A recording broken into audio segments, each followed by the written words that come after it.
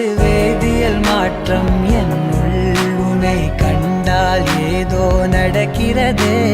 இடையில் ஊர்வலம் செல்ல என் விரல்கள் ஏனோ துடிக்கிறதே காதல் ஏன் கவியே நீ என் அருகில் வந்தாலே உலகம் ஏன் இருளுது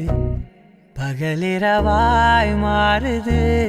வளைவினில் எல்லாம் வளைந்து தொலைந்து போவேனா மனம் ஒரு கணம் கொதிகலனாக